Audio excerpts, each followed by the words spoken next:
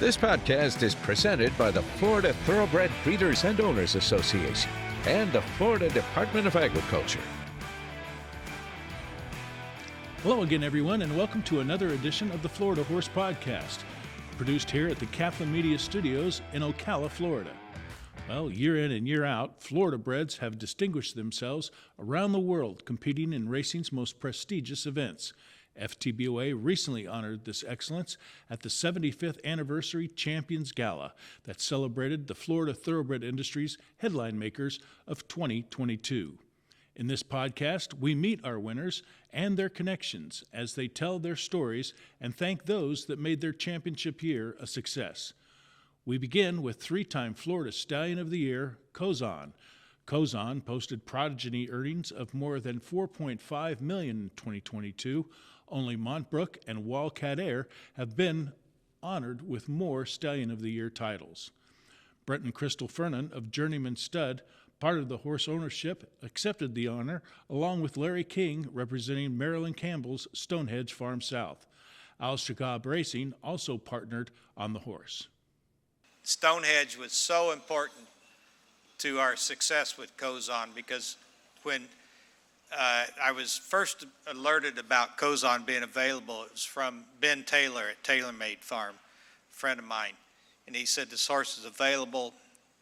Do you think you'd be interested in him? I said, well, let me call around and see. So I did. I looked him up and I said, yeah, this is a nice horse, a really nice horse. So I called Ben back and I said, are you guys interested in him? He said, no. And I said, okay, well, in that case, who do I need to talk to? And they said, well, call Bradley Weisbord.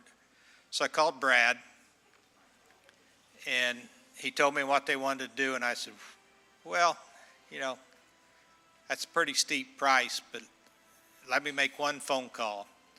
And if the guy I'm going to call says he'll buy in, then we're good.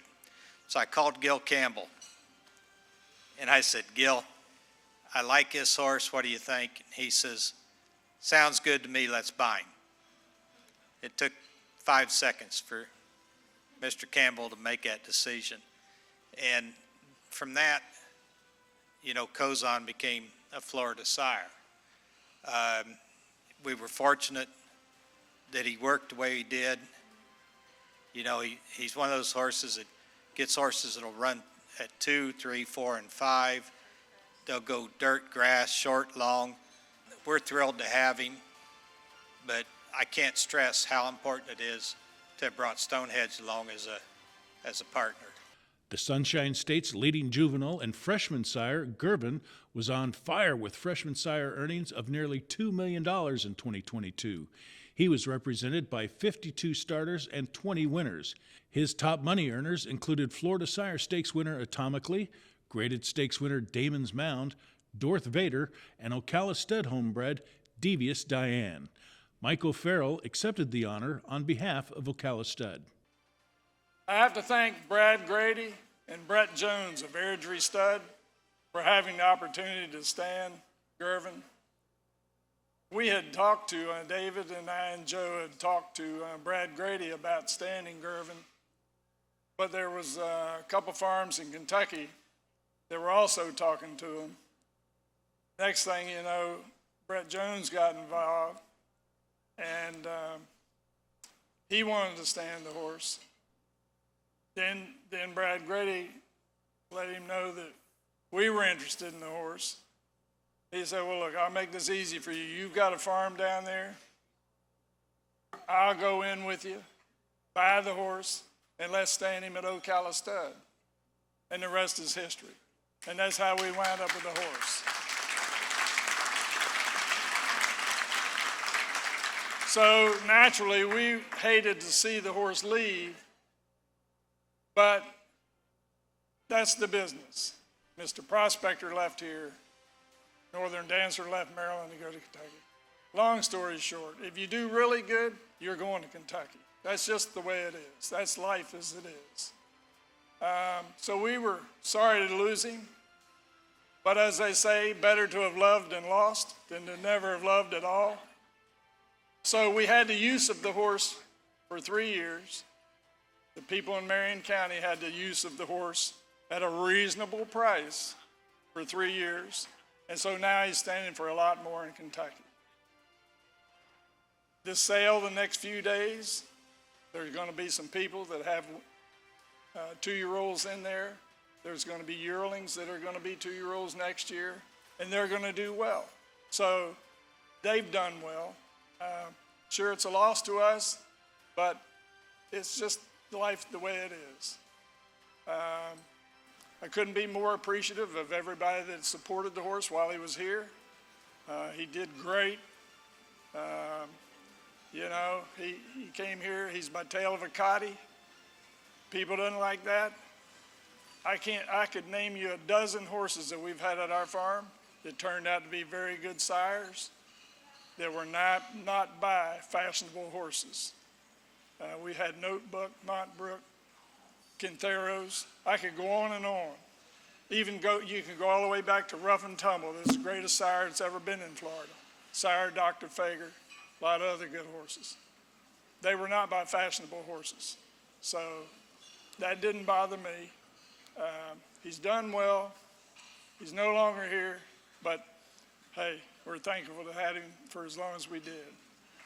On awards night, I was honored to present this next honoree, alongside our CEO, Lonnie Powell, the Bruce Campbell Award. The Bruce Campbell Award is presented by the Florida Horse Magazine for outstanding achievement to individuals who have brought honor and prestige to Florida's thoroughbred industry. The award is not issued every year, which adds to its prestige, and this year, trainer Kathleen O'Connell was honored, making this her 18th FTBOA award in her illustrious career. And to top it off, on March 12, 2023, she became the leading female thoroughbred trainer by wins in North America with 2,386 career wins. Thank you for all the breeders and all the owners that supported me. The help is so important at the farms.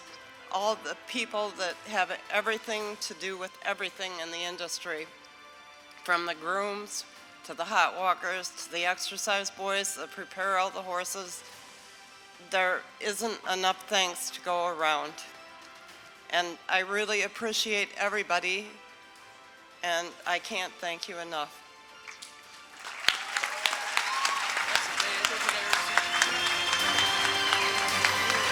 Alan Cohen's Arendelle was named for the first time as the Florida Breeder of the Year, and Florida's leading owner by Florida Bred Earnings for a second time. His son, Brian Cohen, accepted the honors. Thank you very much. We're very proud to be Florida breeders, and our team on the farm, our training staff, breeding, stallion, everyone at the tracks.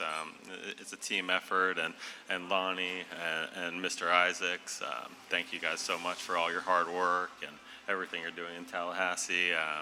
We hope to be Florida breds forever. Thank you. Now on to our highest honor a Florida bred champion can receive, being selected as Horse of the Year. This year, Simplification won the Grade 2 Fountain of Youth and the Mucho Macho Man at Gulfstream Park, which earned him a berth in the Kentucky Derby. He was bred by France Weiner and her late husband, Irwin Weiner. Tammy Bobo, her husband, Fernando de Jesus, Tristan Demerick and his wife, Valerie, and trainer Antonio Sano's son, Alex, took to the stage. Well, just when you think a horse can't give back anymore, he's still giving. We've been on an amazing journey. We can't thank each and every one of you enough. This horse has brought us more happiness and joy than you can measure. So thank you all for being a part of our career and path. It's been fun. Being on this stage, like tonight, surrounded by Florida horses and Florida breeders and owners, is priceless. And this is the dream team. This is what happens when you get one of the top owners in the horse industry, one of the top consignments in the horse industry, and one of the hardest workers trainers that I know, which is my dad. And here we are, super proud of our horse, very proud of Simplification, and we couldn't be happier to be on this stage. Thank you, guys. Stay tuned for our next podcast that will feature the connections of our Florida divisional champions. Thanks for joining us, and look forward to seeing you again on the Florida Horse Podcast.